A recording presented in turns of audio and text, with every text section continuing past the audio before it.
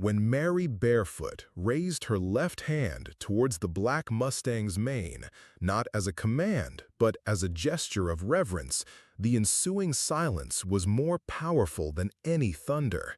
There, in that suspended moment between the impossible and the miraculous, a beggar taught an entire empire that true strength is born of humility.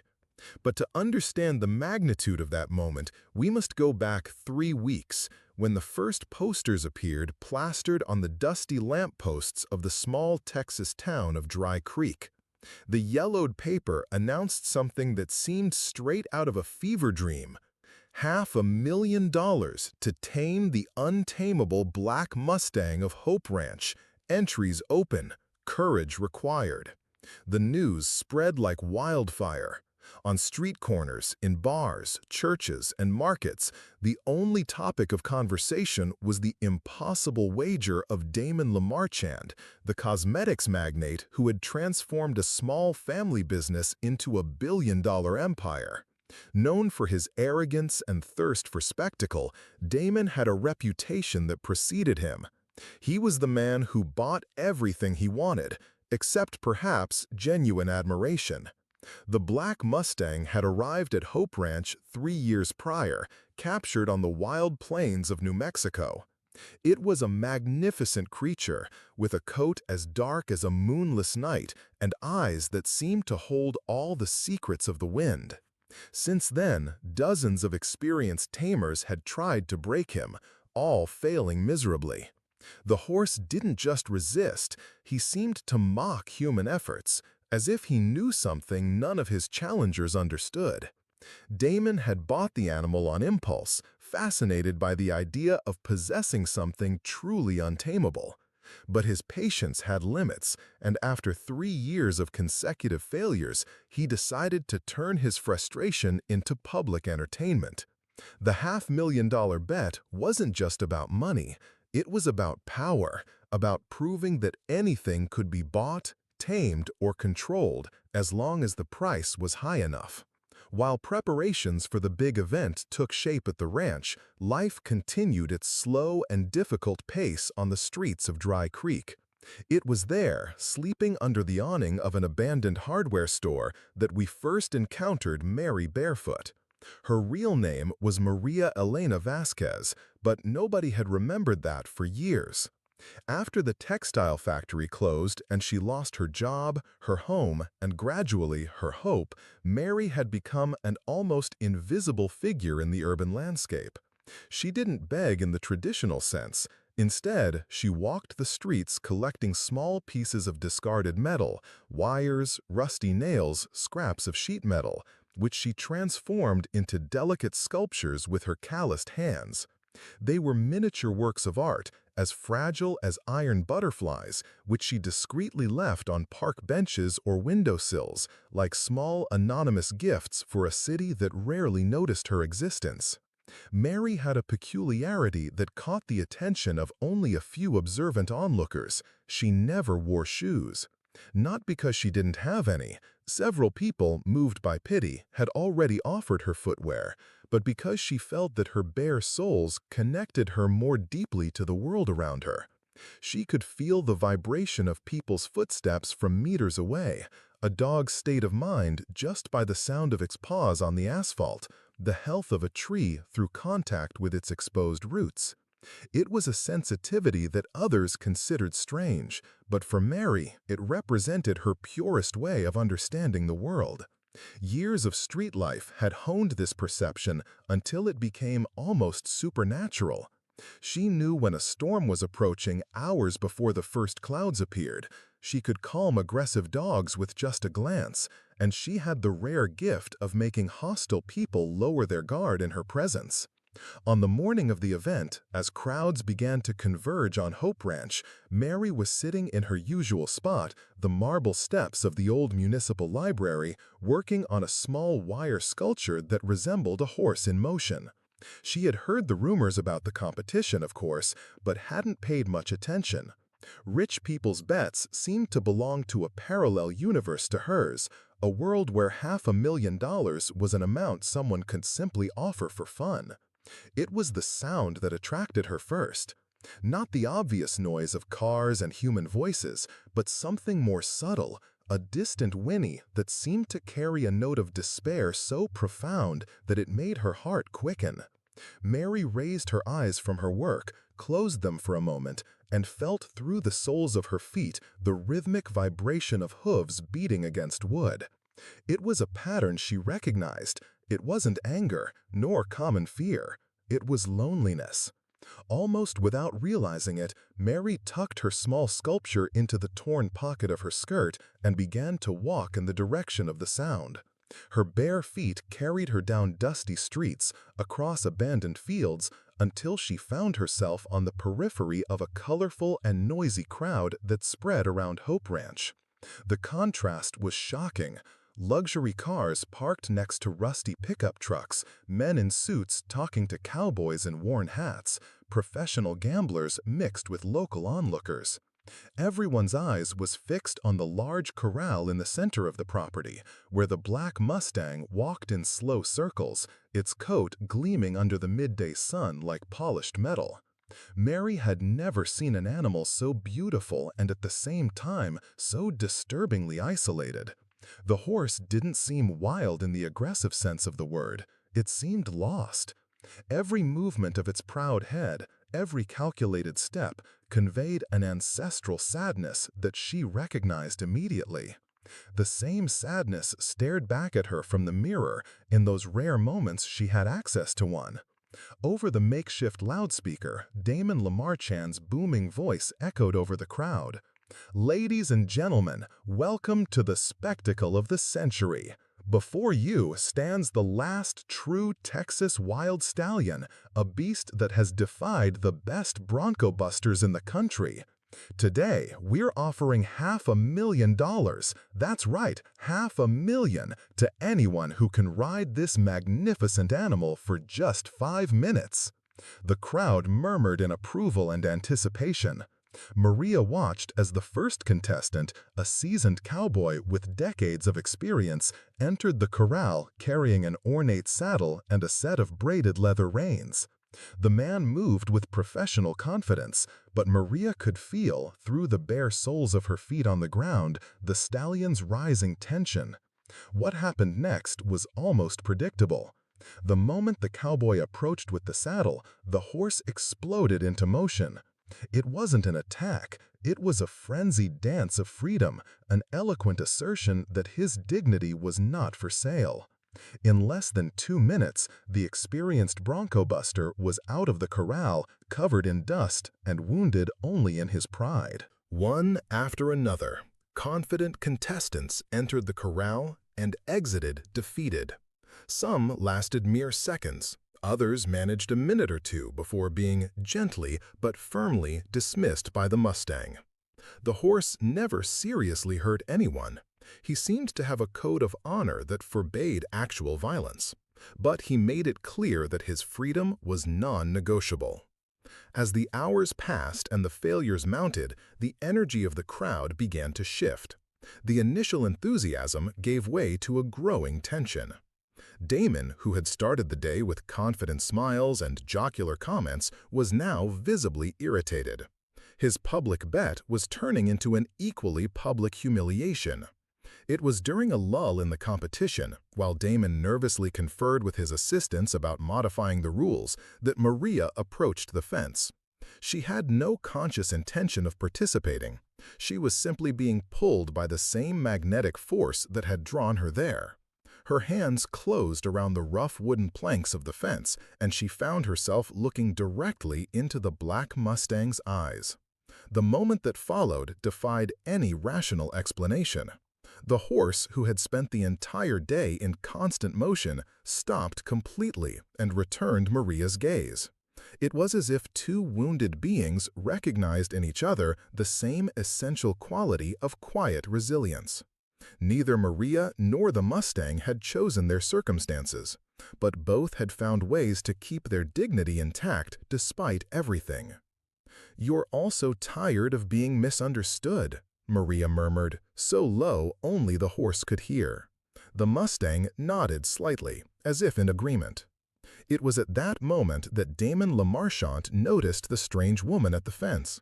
His first reaction was irritation. He was trying to maintain a high-class event, and poppers weren't part of the scenario he'd planned.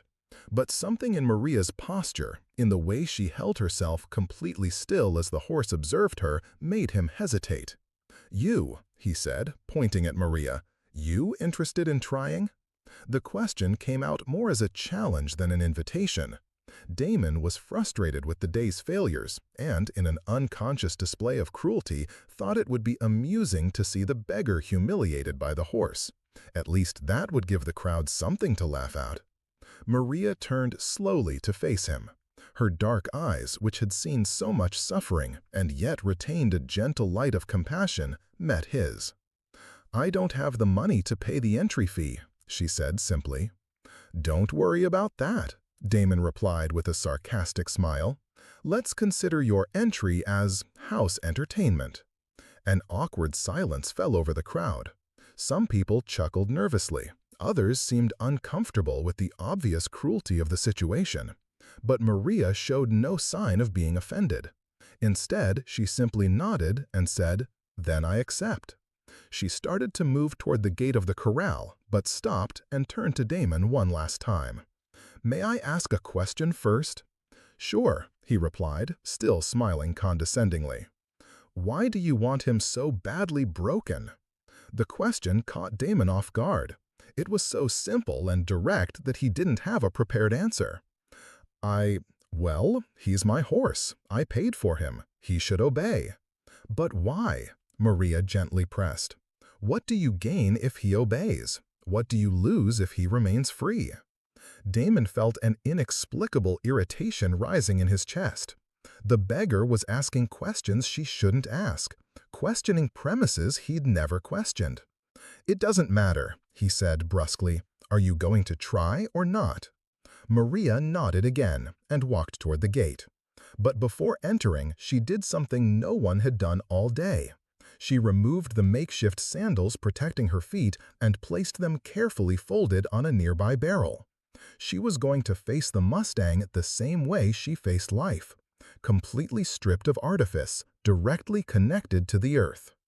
It is at this point in our story that it's worth pausing to reflect on those life-altering moments, those rare instants when the impossible becomes inevitable. If you've enjoyed this journey of discovery about the strength born from vulnerability, consider subscribing to our channel to continue receiving accounts like this, stories that celebrate humanity's capacity to find beauty and meaning in even the most unlikely places. When Maria finally entered the corral, the world seemed to grow quieter. Even the birds stopped singing. She walked to the center of the space and stopped, not looking at the Mustang, but simply waiting. Her bare feet sank into the dusty ground, and she closed her eyes for a moment as if listening to something no one else could hear. The Mustang, meanwhile, remained motionless at the far end of the corral. But his ears were pricked, attentive, and his eyes never left the small figure in the center of his territory. It was as if the two were communicating in a language predating words. Then, slowly, Maria began to move. Not toward the horse, that would be presumptuous, but in a gentle circular pattern that gradually brought her closer. Her steps were rhythmic, almost hypnotic, and she kept her arms relaxed at her sides. She carried no ropes, saddles, or whips. She carried nothing but her calm and respectful presence. The Mustang watched her with an intensity that was almost palpable. As Maria approached, he began to move too, initially maintaining the distance between them. But it was a different movement than he had demonstrated with the other contenders. It wasn't defensive or aggressive, it was curious. The silent dance between the woman and the horse continued for several minutes. Maria never tried to force an encounter. She simply remained available, offering her presence without doing anything in return. She had learned in her years on the streets that true connection cannot be forced. It can only be invited and gratefully received when it chooses to appear. Gradually, imperceptibly, the distance between them lessened. The Mustang had stopped moving and stood still, observing Maria with a rapt attention that seemed almost human. She continued her circular dance, but now she was close enough that he could feel the warmth of her body, the rhythm of her breathing. It was then that Maria did something extraordinary. She stopped moving, and instead began to sing. It wasn't a song the crowd recognized. It was a Spanish lullaby, something her grandmother had sung to her decades ago, when the world still made sense and the future seemed full of promise. Her voice was rough from years of hard living, but it carried a tenderness that transcended its technical imperfection. The effect on the Mustang was immediate and astonishing. His ears swiveled forward, catching every note, and his body visibly relaxed. It was as if the music was unwinding years of tension and mistrust, reminding him of a time when he too had been young, and the world had been a place of infinite possibilities instead of successive confinements. Maria continued singing as she took another step toward the horse. This time, he didn't back away. Another step and another, until she was close enough to extend her hand. She didn't try to touch him immediately. Instead, she offered her open hand, letting him choose whether he wanted to investigate. The Mustang lowered his proud head and, very gently, touched his nose to the center of Maria's palm. It was a touch so light it could have been imagined, but it sent a wave of recognition through both beings. Maria felt tears forming in her eyes, not of sadness, but of a deep gratitude for being chosen for this moment of trust. Slowly, respectfully, she moved her hand to stroke the horse's neck. His skin was warm and soft, and she could feel his powerful heart beating just beneath the surface. The Mustang closed his eyes, as if savoring the first gentle touch he had received in years. The crowd was completely silent now, captivated by the unexpected beauty of the moment. Even Damon had stopped muttering and was watching with an expression she couldn't decipher. Something was happening in the corral that transcended his understanding of domination and control. Maria continued stroking the horse for several minutes, whispering soft words in Spanish that he couldn't understand literally, but that perfectly conveyed her intention. Then, when she felt the moment was right, she took the boldest step of all. Gently placing her hands on the Mustang's mane, Maria propelled herself onto his back. It wasn't an aggressive or dominating move. It was more like a request, a question asked with her whole body. The horse shifted slightly, but didn't move away. Instead, he stood still, as if considering this new experience. And then, miraculously, he began to move. It wasn't the frantic dance of resistance he had demonstrated with the other contenders. It was a gentle, almost meditative movement, as if he were testing this new partnership. Maria moved with him, not trying to direct or control him, but simply following his natural rhythm. As they moved together around the corral, something magical happened. What had begun as a test of dominance transformed into a demonstration of harmony. Maria wasn't taming the Mustang, she was dancing with him. And he, in turn, wasn't being forced to obey, he was choosing to participate. The 5 minutes passed without anyone noticing. In fact, Maria remained on the Mustang's back for almost 15 minutes, moving in increasingly complex and beautiful patterns. The horse seemed to be enjoying himself, experimenting with movements he had forgotten he knew how to do, rediscovering the joy of movement for the sake of movement. It was when Maria raised her left hand, not as a sign of victory, but as a gesture of gratitude, that the crowd finally erupted in applause. But even then, she didn't dismount immediately. Instead, she leaned forward and whispered something in the Mustang's ear, something no one else could hear. "Thank you for letting me know your soul," she said. "You are the most beautiful being I have ever met." Only then did she slide gently to the ground, the soles of her feet touching the earth with profound gratitude. The Mustang turned to face her, and for a moment they simply looked at each other, two creatures who had found recognition in one another. Then the horse did something no one had ever seen before. He lowered his proud head and gently pressed it against Mary's chest, like a large cat asking for affection. She hugged him, her small hands barely able to reach around his powerful neck, and for the first time in years, both the woman and the horse felt truly at home. The crowd was ecstatic, but Damon Le Marchand was in shock. Everything he had tried to achieve with force and money, this beggar had accomplished with kindness and patience. It was a lesson in humility so profound that he wasn't sure how to process it. When Mary finally separated from the Mustang and headed towards the gate, Damon intercepted her. His expression had completely changed. The arrogance had vanished, replaced by something that looked very much like genuine admiration. $500,000, he said, pulling out a checkbook. As promised, you more than fulfilled your end of the bargain. Mary looked at the check, then at Damon, then back at the Mustang, who had approached the fence and was watching the interaction with obvious interest. "May I make a counter-proposal?" she asked. Damon blinked, confused. "A counter-proposal?" "Keep your money," Mary said gently. "Instead, I'd like to ask for 3 things." "3 things? Certainly, anything." "First, I'd like you to donate that $500,000 to the abandoned animal sanctuary in the neighboring town. They do important work and need resources." Damon nodded, surprised by her generosity. "Done. And the other 2? "Second, I'd like a job. It doesn't need to be anything grand. I can take care of the stables, work in the gardens, anything you need. It just needs to pay enough for me to rent a small room in town." That's all?" Damon asked, unable to hide his surprise. "You could ask for anything, and all you want is a simple job?" Mary smiled. "It's all I need to be independent and maintain my dignity." "And the third thing?"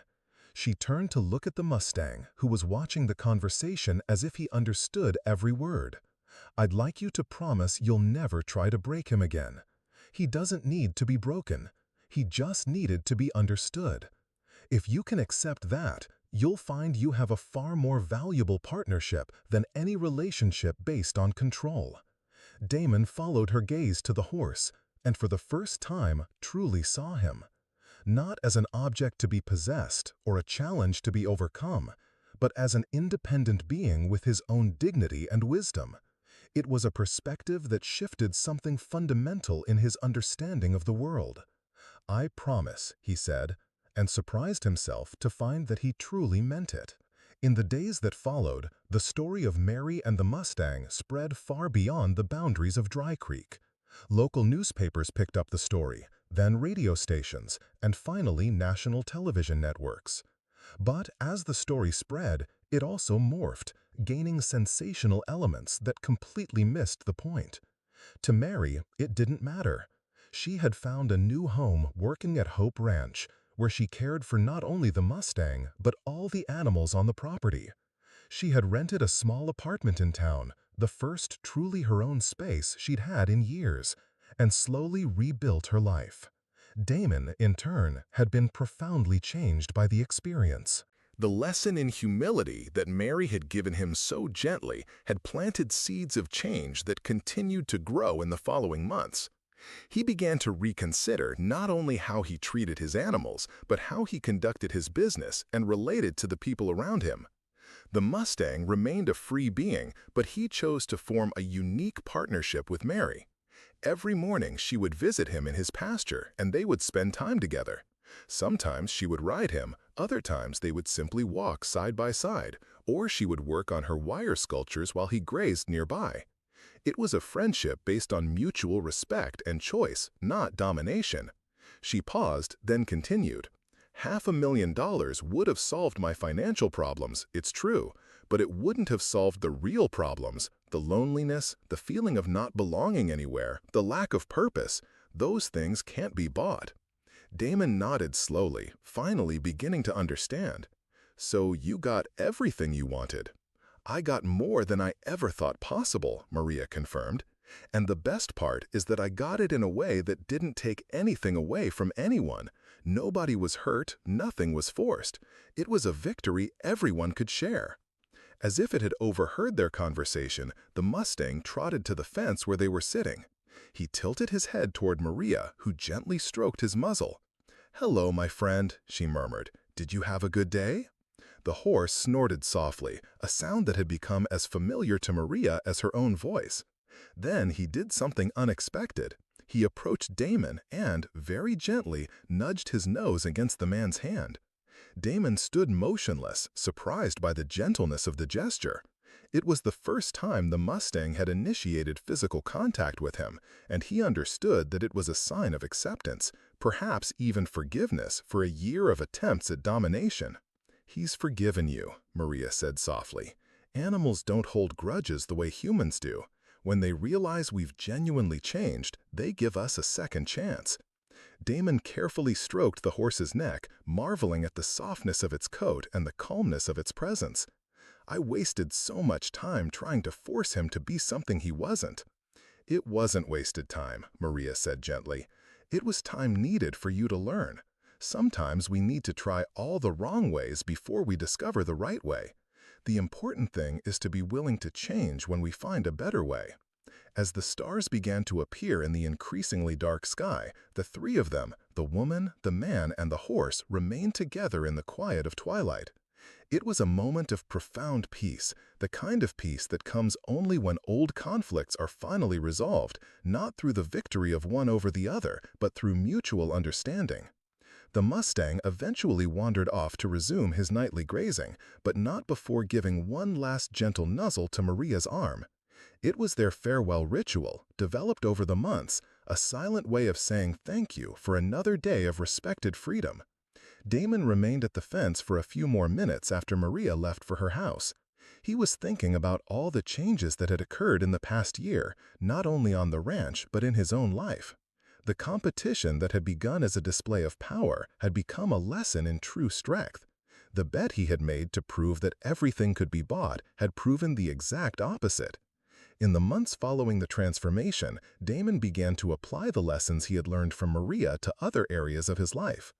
In his cosmetics company, he implemented more humane policies for employees, created animal welfare programs to ethically test products, and established a charitable fund to help people in social vulnerability. These weren't overnight changes. Damon discovered that unlearning decades of control and domination-based behavior was a long and sometimes frustrating process. But whenever he was tempted to revert to old habits, he thought of Maria and the Mustang and found the strength to keep changing. The story of the woman who tamed the wild horse with kindness continued to spread, but over time, the sensationalized versions gave way to something deeper.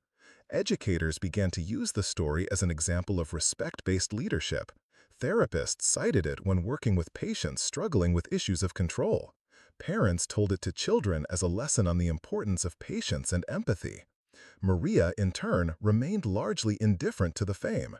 She continued her simple life, finding joy in the small things, in the smile of a child who stopped to admire her wire sculptures, in the warmth of the sun on her face during morning walks with the Mustang, and in the satisfaction of a job well done.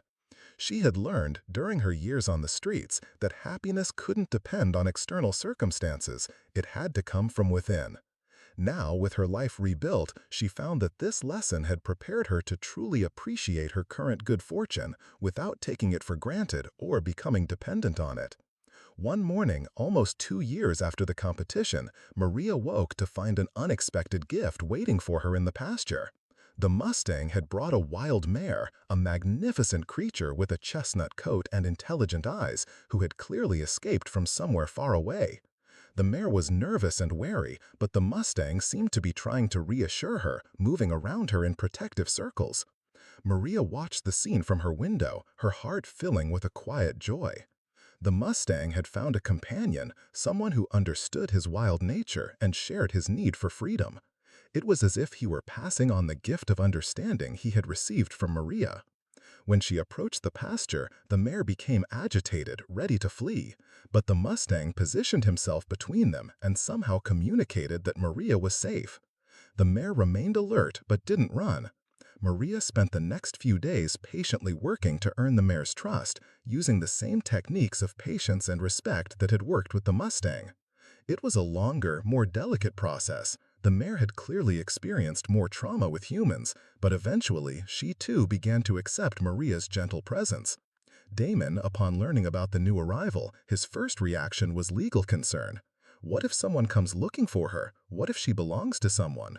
Then we'll deal with that when it happens, Maria replied calmly. But for now, she needs care and safety. That's what matters. Her response reminded Damon of how Maria had approached her own difficult situation, focusing on what could be done in the present without overly worrying about variables that were outside her control. It was a philosophy she had tried to adopt in his own life, with surprisingly positive results. No one ever came looking for the mare. In time, she became a permanent fixture at the ranch, and Maria came to care for both horses. Watching the partnership that developed between the Mustang and his companion was a constant joy. They moved together with a natural harmony, each respecting the other's space and needs, but clearly finding pleasure in each other's company. It was a living lesson in how healthy relationships work, based on choice, not need, on respect, not possession, on freedom, not control. As the years passed, Hope Ranch became a different place. Visitors came not to see a spectacle, but to experience something more subtle and profound. Families brought children to meet the horses and learn about respectful animal handling. Couples in crisis came for equine therapy, discovering through interaction with the horses how to communicate with more honesty and less defensiveness. Maria became an unofficial guide for these visitors, though she never saw herself as a teacher or guru. She simply shared her experiences and observations, always emphasizing that each person needed to find their own path to connection and understanding. "What worked for me might not work for you," she often said, "but the principles are the same: patience, respect, humility, and the courage to be vulnerable. If you can embrace those qualities, you'll find they apply not just to animals, but to all relationships in your life." Damon received the sculpture with both hands, clearly touched by the gesture.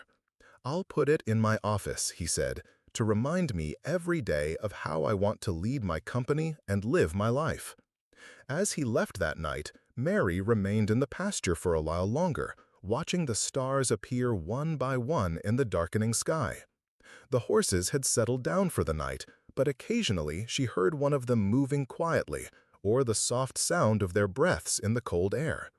It was a sound that had become synonymous with peace for her, the calm breathing of creatures who felt safe and loved. It was a sound she never imagined she would hear when she was sleeping in doorways and scavenging for food in dumpsters. It was a constant reminder of how life could change in unexpected and beautiful ways. That night, for the first time in a long time, Mary thought about her life before the Mustang. Not with sadness or regret, but with a kind of complex gratitude. The hard years on the streets had taught her empathy, resilience, and humility, qualities that had proved essential to the connection she eventually formed with the horse. Without those years of struggle, she might not have had the patience or understanding necessary to see what the Mustang truly needed. It was a perspective that transformed even her most painful memories into something that held value. It wasn't that she was glad she had suffered, but she could see how that suffering had contributed to the person she had become, someone capable of recognizing and responding to the pain in others. As she walked back to her apartment that night, Mary reflected on the strange symmetry of her life. She had started in a place of despair and isolation, had found connection and purpose, and was now in a position to help others make their own journeys of discovery. It was more than she had ever dreamed of when she was struggling just to survive. It was a life filled with meaning, authentic relationships, and the deep satisfaction that comes from knowing that her existence made a difference in the world. And out there in the pasture, under the vast star-lit Texas sky, the black Mustang, no longer wild but eternally free, lifted his proud head towards the moon and whinnied softly, a sound that carried echoes of all the gratitude he couldn't express in words, but that his soul sang every night. Gratitude for the woman who had seen his true nature and chosen to honor it, transforming not only his life, but proving that even in the most unlikely places, among the most wounded creatures, understanding and love could bloom like wildflowers after the rain.